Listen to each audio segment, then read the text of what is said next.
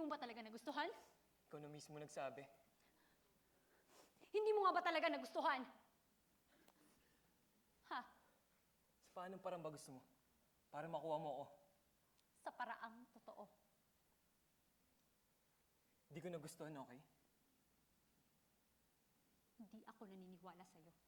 You know, Jean, I don't care. Alam mo, umalis ka na. Wala na tayong dapat mapag-usapan. Wala kang karapatang itaboy ako. Kaya mo lang naman tinanggap to para gantian ako eh. Saan naman nanggaling yan? I know that.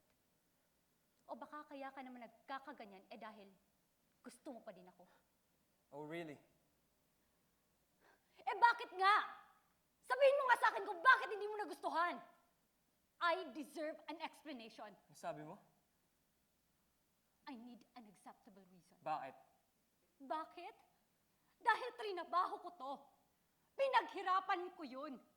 I invested my time and my effort. Kasi kailangan mo malaman kung may mali. Oo. Dahil kung may problema, gagawan ko ng paraan. Dahil ginawa mo yun. Dahil hindi lang oras at pagod ang pinuhunan mo, di ba? Kundi pati puso't kaluluwa mo, di ba?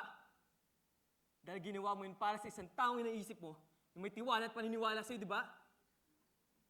Kung magkakamali ka man, iniisip mo na bibigyan ka niya ng pagkakataon. Dahil pinaniniwala ka niya na mahal ka niya. Na mahalaga ka sa kanya. Iisa ang pangarap niyo. Na pareho kayo ng tinatanong sa buhay, di ba? Gusto mo rin malaman kung bakit isang araw, pagising mo, bigla na lang nabago ang lahat.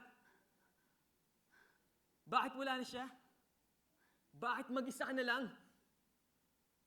Kasi kailangan mo ng dahilan, di ba? Kailangan mo ng panghahawakan. Kasi hindi mo alam kung paano eh. Hindi mo alam kung kailan. Hindi mo alam kung ano nangyari, kung anong mali sa'yo. Kung bakit kanya iniwan. Marco.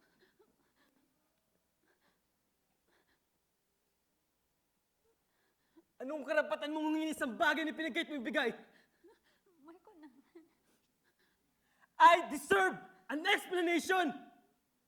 I deserve an acceptable reason! I'm sorry, Marco. I'm sorry. I'm so sorry.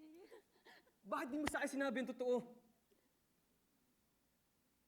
Natakot ako, Marco. And you expect me to believe that? Sa tapang mong yan? Ayaw kitang masaktan.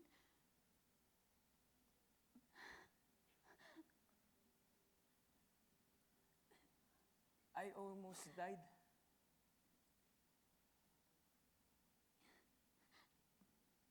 And every day, I wish I did! Tell me!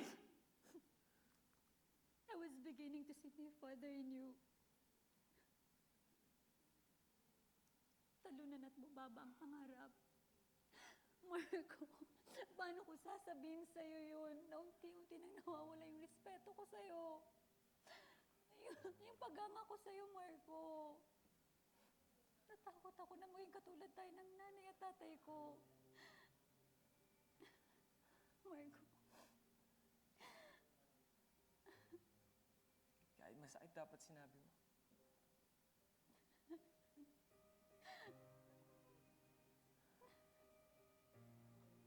Alam mo kung ano nawala sa akin? Trust. Marco, Hindi ko na kaya magtiwala sa'yo. Marco, please. Please, please, Marco. Paulit-ulit kong sasabihin sa'yo na immature ako. Patawarin mo lang ako, please. Please, Marco. Umalis ka na. Marco, please. Alam mo, may dahilan naman kung bakit nagkita tayo, di ba? Marco, please.